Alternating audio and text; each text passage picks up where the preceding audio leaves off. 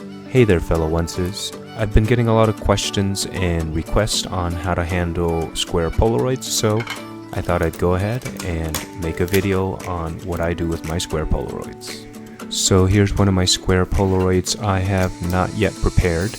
We'll use this as an example on how I store my Square Polaroids. So I'm using the same bags I use for the Y Polaroids. I'll go ahead and try to center this Polaroid and then seal the backside down as usual.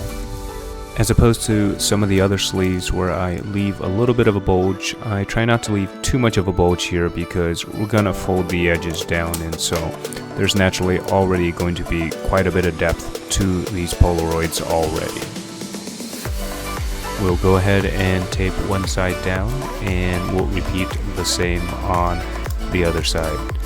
In this case I use Scotch tape because it's easy to remove. I generally don't want to use anything that seals too tightly just in case I need to take the Polaroid out or something. So some people may think this looks pretty horrendous, but this is to show you that there's quite a bit of depth already, and so the Polaroid won't be sliding too much in the case. But you know, what matters really is what it looks like up front, not necessarily what it looks like in the back, and I think it looks pretty good. So some people are pretty bothered by the fact that a Square Polaroid doesn't fill all the space in the case. So one way to remedy this is to find an image matching your Square Polaroid and print it on an Instax printer, stick it in a sleeve, and slot it right next to the Square Polaroid. It should actually fit nice and snug inside the case. You can display them like this, and I think it looks pretty cool. This is actually what I did for some time here with both my More and More Square Polaroid and my Dicon, however you pronounce it, Square Polaroid. For the last few months though, I've taken a different approach on how to display my Square Polaroids. We're going to move this back into the center, give it a good shake to make sure that it doesn't move, and we'll take a look at the front side.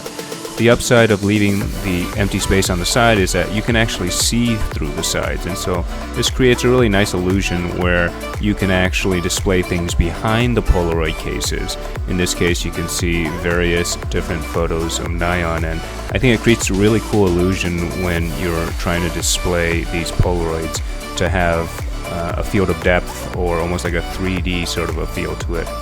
In case you're wondering, one of the Polaroids is one that I cannot show because it was in the terms and conditions upon obtaining that Polaroid, but hope you enjoyed the video. Thanks for watching. If you like the content and want to see more of it, please make sure to like and subscribe.